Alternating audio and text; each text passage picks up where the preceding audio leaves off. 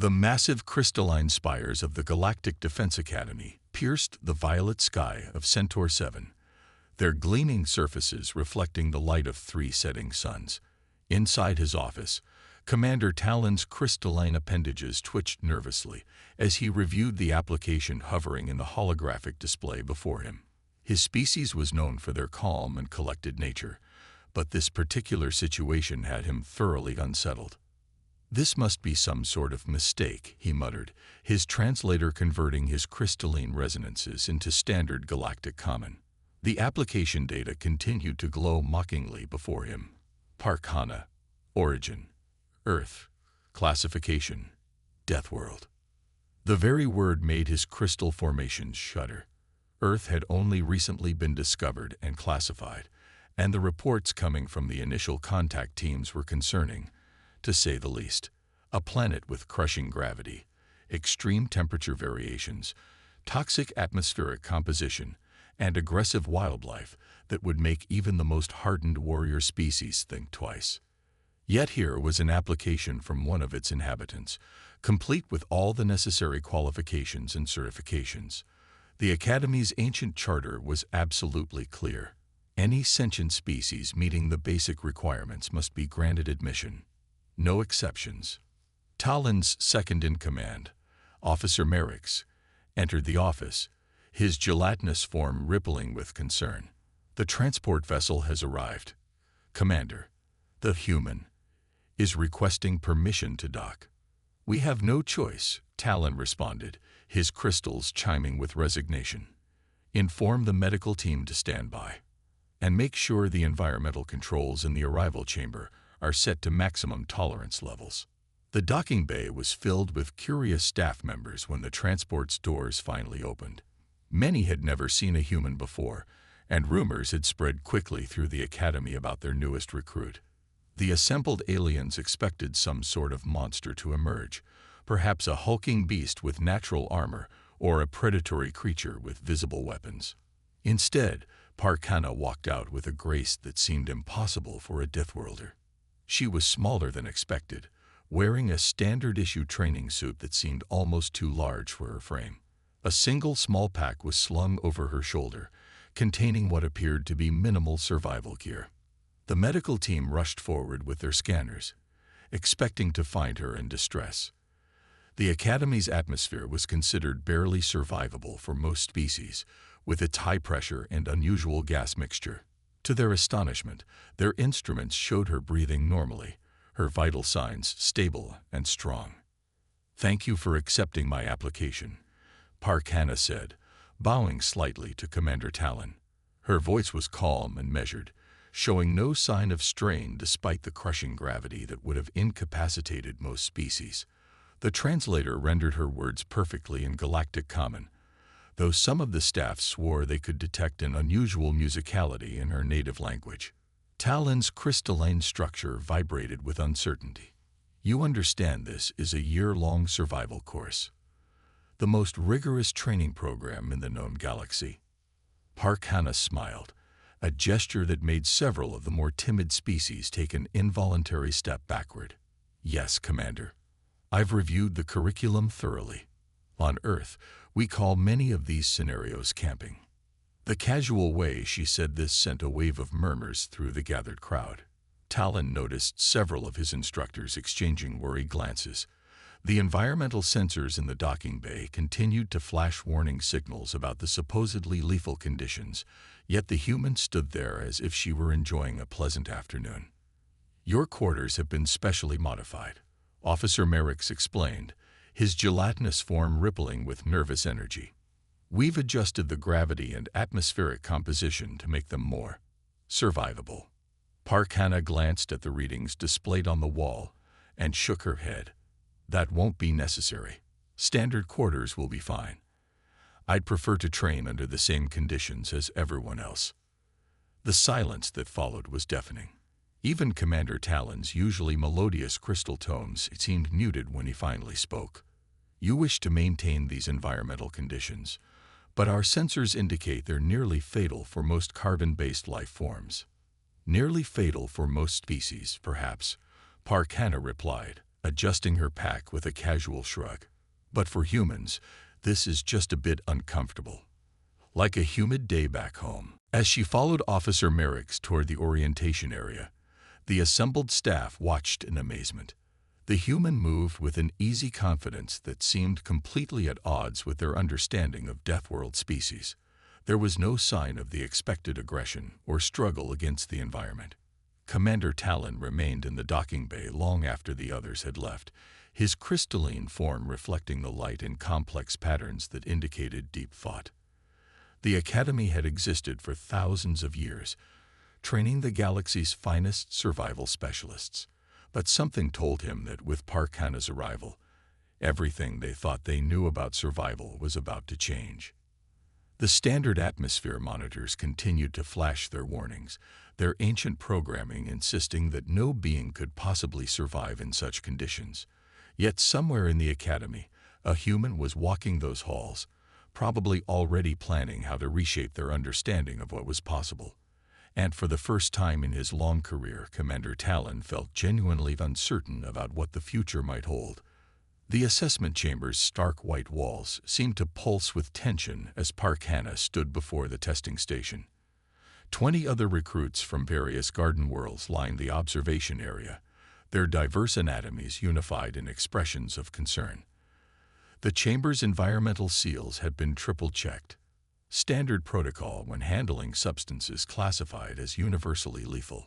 Instructor Merrick's gelatinous form rippled with anxiety as he prepared to begin the standard toxin identification test. The assessment chamber's computer chirped to life, dispensing the first sample, a crystalline structure that glowed with a sickly green light. "Please identify sample A," Merrick's instructed, his voice wavering slightly. "Remember, use only the scanning equipment provided. Direct contact will result in immediate." Before he could finish his warning, Parkana had already picked up the crystal with her bare hands. A collective gasp echoed through the chamber. Several recruits backed away from the observation window, certain they were about to witness a tragedy.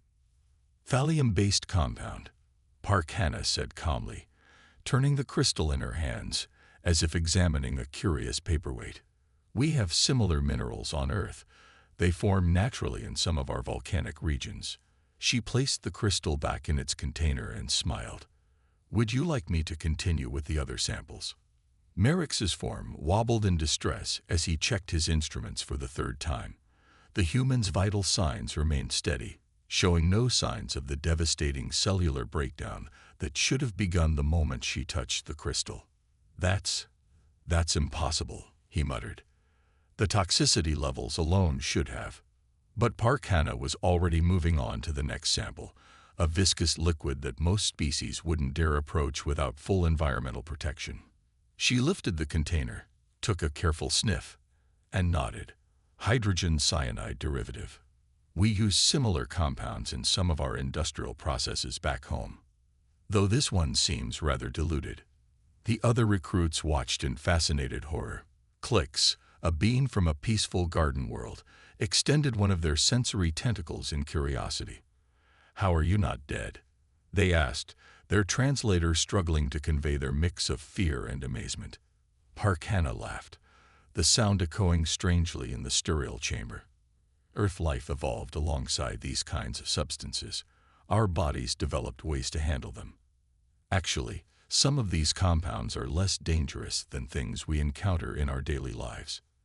She proceeded through the remaining samples with the same casual efficiency, identifying deadly neurotoxins, caustic acids, and radioactive materials with the ease of someone sorting their laundry. Each correct identification was accompanied by a small anecdote about similar substances found on Earth, making the whole process seem more like a pleasant show and tell than a lethal materials assessment. Merrick's found himself adding notes to the test records.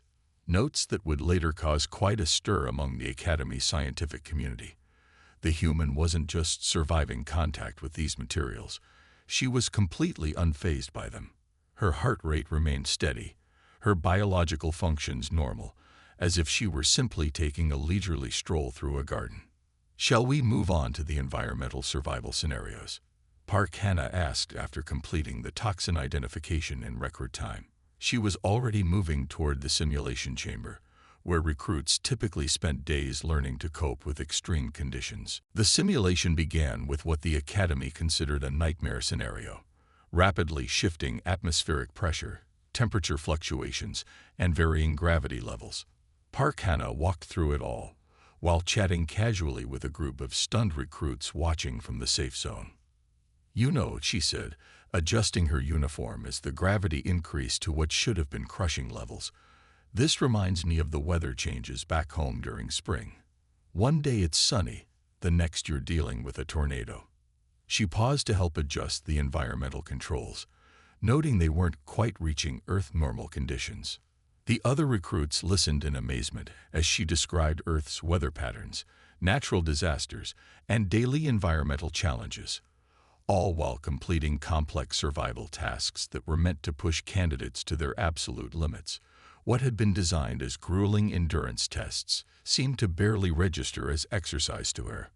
One of the instructors, a being made primarily of energy, approached Merrick's with obvious concern. "Should we increase the difficulty?" they asked, their form flickering with uncertainty. Merrick's checked the settings again. They were already at maximum. The simulation was running at levels that should have been fatal to most known species. Yet there was Park Hannah, demonstrating proper shelter-building techniques to a fascinated group of recruits as if she were teaching a basic skills class. "I don't think we can," Merrick's admitted, his gelatinous form rippling with a mix of concern and admiration. "She's already exceeded the system's design parameters." As the day drew to a close, the assessment chamber's logs were filled with unprecedented data. Park Hannah had completed 2 weeks' worth of survival scenarios in a single session, all while maintaining what appeared to be a thoroughly enjoyable conversation with her fellow recruits. The other candidates, initially terrified of the Deathworlder in their midst, were now clustering around her, eager to learn more about this strange planet called Earth. Their fear had been replaced by a kind of awe, and perhaps a hint of envy at her casual mastery of what they had thought would be nearly impossible challenges. Merrick's made his final notes, already dreading the report he would have to write. How could he explain that their most rigorous training program, designed to push the galaxy's toughest species to their limits, had just been treated as a mild workout by a single human? The Academy's standards would never be the same. The Academy's central control room was in chaos. Red warning lights flashed across every monitor as the facility's ancient AI systems struggled to process what they were witnessing. Senior instructors from a dozen different species huddled around the main display, watching as Park Hannah systematically dismantled centuries of established survival doctrine. "That's not possible," muttered Chief Instructor Vex, his crystalline form vibrating with distress. "She's combining the high-pressure survival protocols with low-temperature adaptations. The energy requirements alone should be." But Park Hannah was doing exactly that. In Training Chamber 3, she had taken the standard survival suit designed for extreme pressure environments and modified it using techniques from the cold weather survival module. The result was a hybrid system that worked better than either original design. "She's breaking all the rules," whispered another instructor, their bioluminescent patches pulsing with agitation. "But she's not really breaking them, is she? She's just finding ways around them we never considered." The monitoring AI pinged another alert as Park Hannah began teaching her methods to a group of fascinated recruits.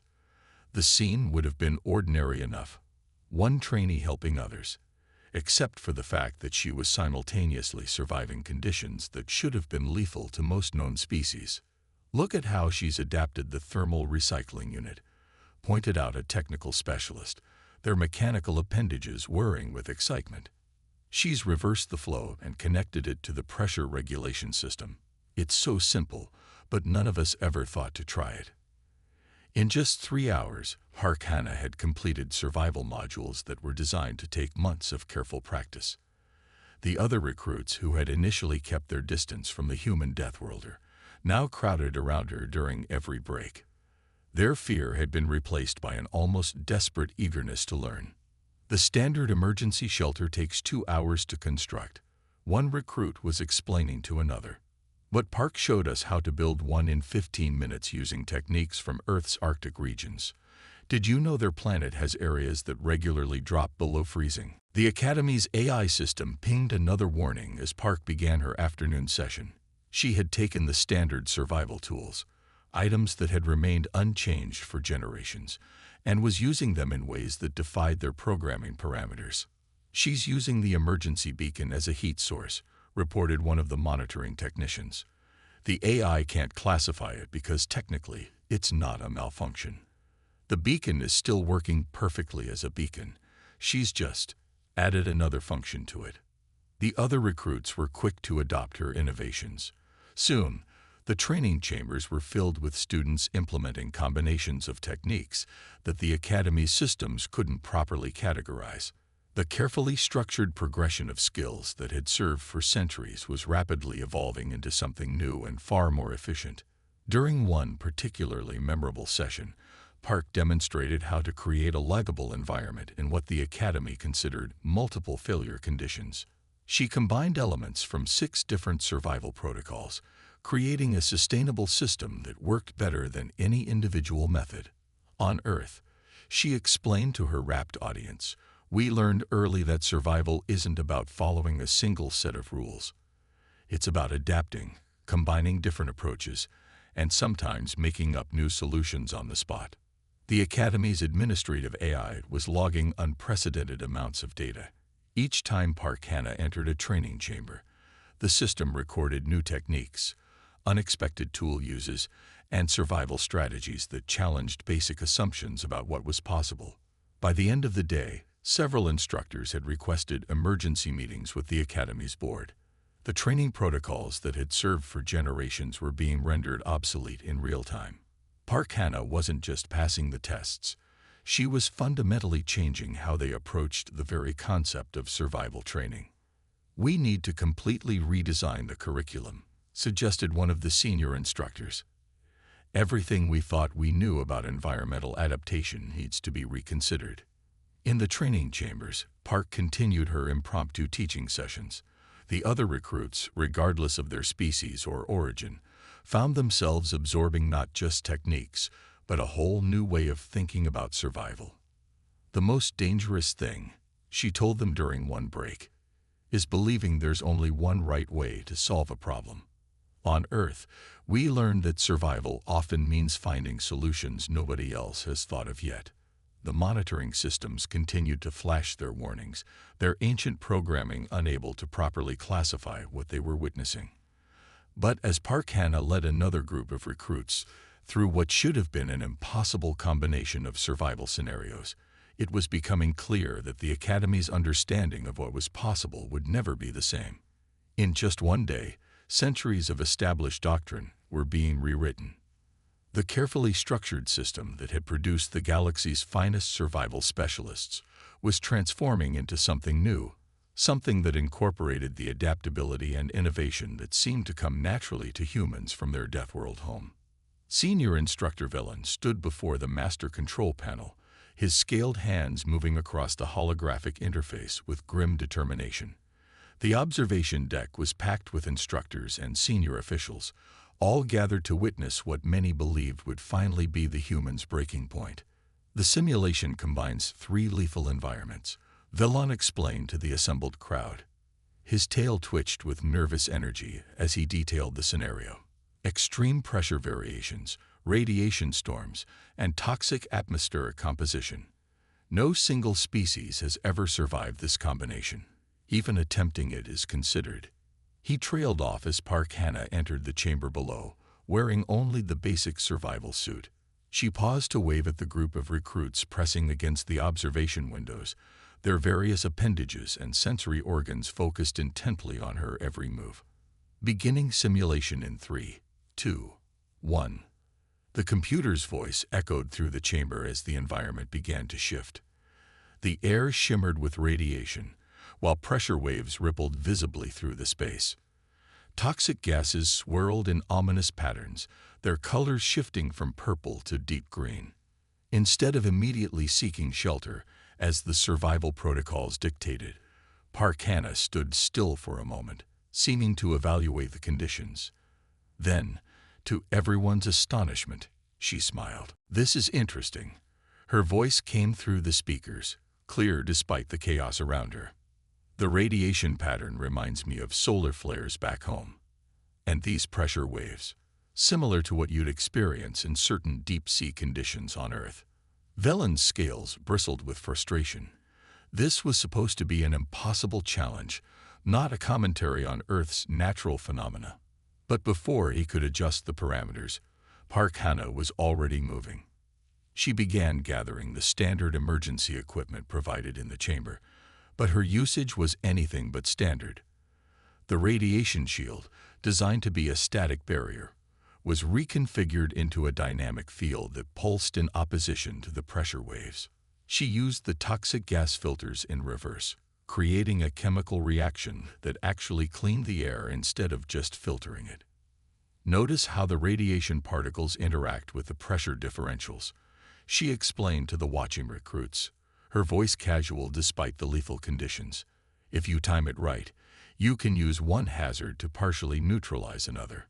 The observation deck erupted in shocked murmurs as she demonstrated this principle. The Academy sensors confirmed what seemed impossible. She was using the radiation itself to create stable air pockets within the pressure waves. "That's not in any of our texts," one of the junior instructors whispered. "How did she even think to try that?" Park Hannah continued working, her movements efficient and purposeful. She had created not just a survival space, but a sustainable environment within the chaos. More incredibly, she was documenting her process, marking improvements and alternatives for different species requirements. For silicon-based life forms, she called out, knowing several such beings were among the recruits, you could modify this technique by reversing the polarity of the radiation shield. The crystalline resonance would actually enhance the protective effect. Velon watched in disbelief as his impossible scenario was transformed into what amounted to a practical teaching session. The human wasn't just surviving. She was analyzing, adapting, and improving upon the very conditions designed to defeat her. The observation systems struggled to keep up with her innovations. Several times, the computer requested clarification on whether certain readings were errors, unable to process how her solutions could work within known physical laws. "The beautiful thing about extreme environments," Park Hannah explained while casually adjusting her improvised life support system, "is that they often provide their own solutions. You just have to learn to use one problem to solve another." After an hour, what had started as a desperate survival scenario had become something entirely different. The chamber was now filled with stable zones of varying environmental conditions, each carefully calibrated for different species' needs. Park had effectively turned a death trap into a multi-species survival training ground. "Would anyone like to try these techniques themselves?" she asked, gesturing to the waiting recruits. "I've modified the approaches to work with different biological requirements. We can start with the basics and work our way up." Velen's carefully designed challenge had become an impromptu masterclass in advanced survival theory. Even more surprisingly, the techniques she demonstrated were remarkably simple in principle. They weren't breaking any laws of physics. They were just combining them in ways no one had considered before. As the session continued, the Academy's recording systems captured everything, creating what would later become the foundation for an entirely new approach to survival training. Park Hannah's solutions weren't just surviving the impossible scenario. They were revolutionizing how the entire galaxy thought about adaptation and survival. The observation deck had fallen silent, the assembled instructors and officials watching with a mixture of awe and confusion as their understanding of what was possible underwent a fundamental shift. In the chamber below, Park Hannah continued her lesson, turning what should have been her greatest challenge into perhaps the most important teaching moment in the Academy's history. The Academy's main docking bay had never been so crowded. Ships of all sizes and designs filled the available space, their hulls bearing the markings of military and scientific institutions from across the galaxy. Inside the Academy's halls, representatives from dozens of species moved with barely contained excitement, all drawn by the stories of a human who was redefining the possible. The Arcturus Military Council demands immediate access to the training records, announced one official, their crystalline form vibrating with urgency. We're prepared to offer significant technological exchanges. Similar demands poured in hourly. The Academy's ancient communication systems struggled to process the volume of incoming requests. Every major military force, research institution, and survival school in known space wanted to know more about Park Hannah's methods. In the main training hall, Park continued her daily sessions, seemingly unaware of the political storm she had created. A group of high-ranking military observers watched from behind a protective barrier as she demonstrated what she called basic Earth survival techniques. The key is to stop thinking of environmental hazards as separate problems, she explained, while casually handling materials that would have killed most of the observers instantly. Everything is connected. Every challenge brings its own solutions if you know how to look for them. The gallery of observers frantically recorded every word. Representatives from the Centauri Science Academy argued quietly with military officials from the Rigel Confederation, each trying to secure better viewing positions. "Look at how she combines those reactive elements," whispered one scientific observer, their sensor arrays quivering with excitement. "It completely contradicts the galactic standard safety protocols, but her results are undeniable." The impact of Park's methods reached far beyond the Academy's walls. Training facilities across the galaxy began receiving urgent directives to reevaluate their basic assumptions. Survival doctrines that had remained unchanged for millennia were suddenly being questioned. "We've been looking at it all wrong," admitted a senior instructor from the Proxima Military Institute. "We've been teaching survival as a set of fixed responses to known threats. She's showing us it's about adaptation and innovation." In the Academy's Secure Communication Center, messages arrived from increasingly powerful entities. The High Council of the Galactic Federation itself requested detailed reports on the humans' training methods. Some of the galaxy's oldest and most conservative military institutions were suddenly racing to reform their training programs. Park's influence extended beyond just military applications. Scientific research stations began applying her principles to their environmental protection systems. Space exploration teams started rethinking their emergency protocols. Even civilian emergency response units across multiple worlds began incorporating elements of her methods. "She's not just changing how we train," observed one Academy official. "She's changing how we think about survival itself." The documentation team assigned to record Park's sessions found themselves overwhelmed. Every demonstration seemed to reveal new applications, new combinations of techniques that challenged fundamental assumptions. The Academy's archives were being rewritten daily. In one particularly memorable session, Park demonstrated how to survive in what had previously been considered an automatically fatal environment. The gathered observers watched in stunned silence as she turned what should have been certain death into what she called a manageable situation. "On Earth," she explained while casually adjusting her improvised life support system, "we learned early that survival isn't about following rules. It's about understanding principles and being willing to adapt them to new situations." The ripple effects continued to spread. Training facilities that had operated unchanged for centuries suddenly found themselves scrambling to update their programs. Military organizations that had prided themselves on their rigid adherence to tradition were now racing to embrace innovation. Reports of Park's methods reached even the most distant corners of known space. Species that had traditionally avoided military cooperation began reaching out to share information and resources. The humans' influence was creating unprecedented levels of collaboration across traditional boundaries. "We're seeing a fundamental shift in how the galaxy approaches challenges," noted one senior diplomatic observer. "It's not just about survival training anymore. It's about questioning our basic assumptions about what's possible." As the day drew to a close, Park finished another training session, seemingly oblivious to the profound impact she was having on galactic civilization. While politicians and military leaders debated the implications of her methods, she focused on helping her fellow recruits master basic survival skills. The Academy's communication systems continued to flash with incoming requests. Military attaches argued over observation priorities. Scientific institutions proposed research collaborations. But in the training hall, Park Hannah simply continued teaching, one technique at a time, reshaping the galaxy's understanding of survival with each demonstration. The sun set on another day at the Academy, but the changes Park had initiated would continue to ripple outward, touching every corner of known space. In less than a week, one human from a death world had begun to transform how an entire galaxy thought about survival, adaptation, and the limits of the possible. The largest training chamber in the Academy had been modified specifically for this moment. Every available space in the observation deck was filled with high-ranking officials from across the galaxy. The air hummed with tension as the final challenge was prepared. A combination of every advanced survival scenario in the Academy's 1,000-year history.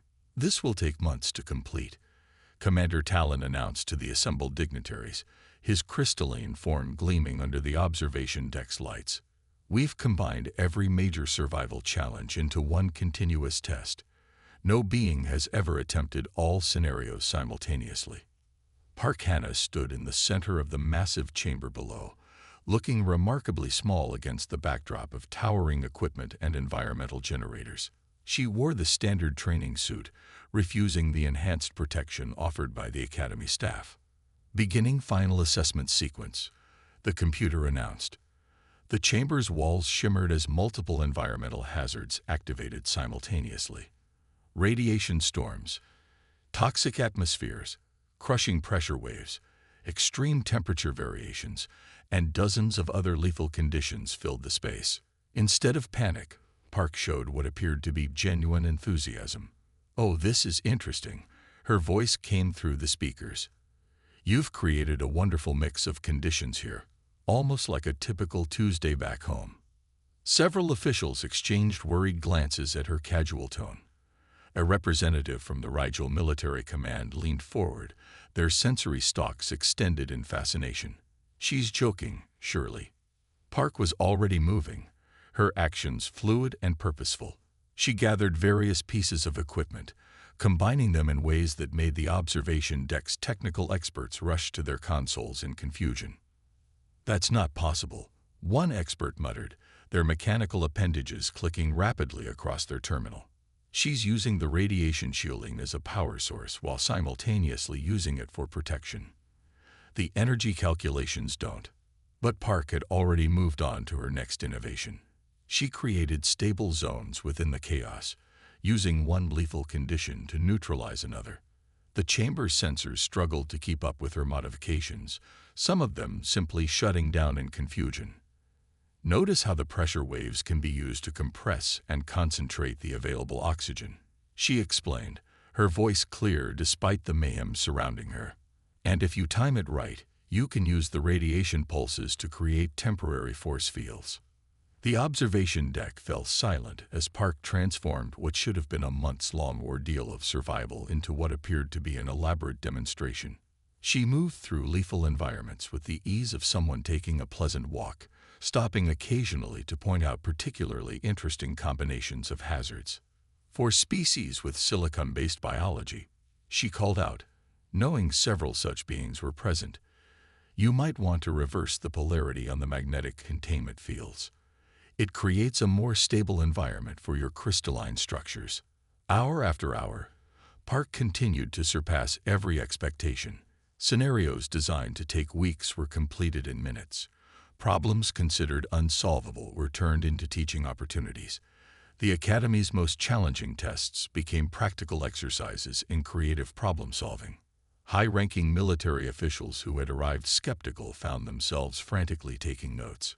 Scientific observers argued quietly about the implications of her methods.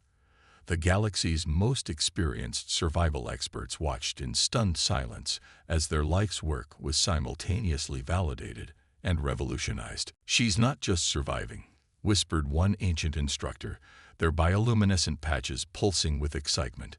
"She's thriving. She's taking everything we thought we knew about survival and showing us how much more is possible." As the final hours approached, Park had not only survived every challenge, but had created a comprehensive guide to improving each scenario. She documented alternative approaches for different species, suggested equipment modifications, and even pointed out ways to make the tests more challenging. The real key, she explained while casually deactivating a particularly nasty combination of environmental hazards, is understanding that survival isn't about following the set of rules. It's about seeing the opportunities in every challenge. The test that was supposed to take months ended in just under 6 hours. Park stood in the center of the chamber, her training suit slightly dusty, but otherwise unharmed, waiting for further instructions. The debate that followed in the observation deck lasted far longer than the test itself. Military commanders argued about the implications for their training programs. Scientific experts debated the physics behind her innovations. Political representatives worried about the strategic implications of human capabilities. "We need to completely rethink our approach to military training," insisted one high-ranking official. "Her methods don't just improve our existing protocols. They fundamentally change what we thought was possible." As the sun set on the Academy, Park's final test had done more than just demonstrate her abilities. It had sparked a revolution in how the galaxy approached the very concept of survival. The implications would ripple through military organizations, scientific institutions, and training facilities for generations to come. And through it all, Park Hannah simply waited patiently in the chamber below, ready for whatever challenge might come next, her presence a quiet reminder that sometimes the greatest innovations come from simply seeing old problems in new ways. The grand ceremonial hall of the Galactic Defense Academy glowed with the light of 3 setting suns as Park Hannah stood before the assembled dignitaries. The traditional graduation ceremony, unchanged for 1,000 years, had been hastily modified to accommodate what many were calling a new era in military training. Commander Talon's crystalline form shimmered as he presented the graduation credentials, his voice resonating through the packed hall. "In recognition of unprecedented achievement and revolutionary contributions to survival training methodology, we present these honors to Park Hannah of Earth." The assembled crowd, representing military and scientific institutions from across known space, watched in respectful silence. Among them, a group of traditionalist instructors huddled together, their various anatomies expressing barely concealed concern about the changes already sweeping through the Academy. "Beginning tomorrow," Talon continued, "Park Hannah will assume the position of Special Instructor of Advanced Survival Techniques. Her methods will be incorporated into our standard curriculum, marking the first major revision to our training protocols in over 5 centuries. The Academy's central computer system pinged continuously in the background, announcing the arrival of new applications. Most notably, they came from Earth. Dozens, then hundreds of humans seeking to join the program that Park had transformed. "The communications array is operating at maximum capacity," reported one of the technical staff, their mechanical appendages whirring with stress. "We're receiving inquiries from every major military institution in known space. Everyone wants to know more about human survival techniques." Park stood quietly through the ceremony, appearing almost amused by the formality of it all. When she finally spoke, her words carried through the hall with surprising weight. "On Earth, we have a saying," she began, "that necessity is the mother of invention. Our planet taught us that survival isn't about following rules. It's about adapting, innovating, and seeing opportunities where others see obstacles." The Academy's halls were already changing. Training chambers were being modified to incorporate her methods.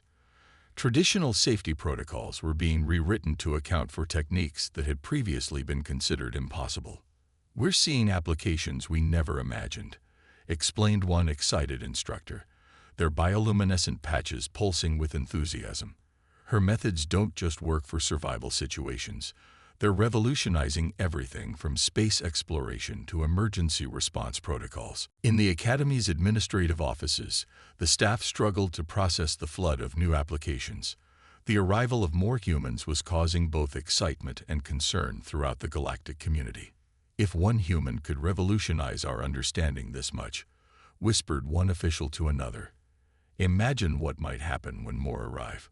Park's first official day as an instructor began with a demonstration that left even her fellow teachers speechless. She showed how traditional survival techniques could be combined and modified for different species, creating entirely new approaches to old problems. The key is understanding that every species has unique strengths, she explained to her first class. What might be lethal for one being could be the perfect solution for another. It's all about perspective. The ripples of change spread far beyond the Academy's walls. Military organizations across the galaxy began recruiting human advisors. Research institutions launched new studies into Earth's environmental conditions. The very definition of what constituted survival training was being rewritten. We're not just teaching survival anymore, Park explained to a group of skeptical traditionalists. We're teaching adaptation, innovation, and the ability to see possibilities where others see only obstacles. The Academy's computer systems continued to log new applications, each ping representing another potential revolution in training methodology. The galactic community watched with a mixture of anticipation and apprehension as more humans prepared to join the ranks. This is just the beginning, Park told her fellow instructors during a planning session. Earth has so much more to teach us about survival, adaptation, and the power of thinking differently. As night fell on the Academy, the lights in the training chambers still burned bright. Park worked late, helping to modify equipment and protocols to accommodate new training methods. Her legacy was already taking shape, transforming not just how the galaxy approached survival training, but how they thought about the very limits of what was possible. The sun would rise on a new era in galactic military education, one where the impossible had become merely challenging, and where the boundaries between surviving and thriving had been forever blurred. And at the center of it all stood Park Hana, a human from a death world, quietly showing the galaxy that sometimes the greatest innovations come from the most unexpected places. The Academy would never be the same, and neither would the countless beings who would learn from her methods in the generations to come. The revolution had begun, and it started with a single human who saw possibility where others saw only challenges.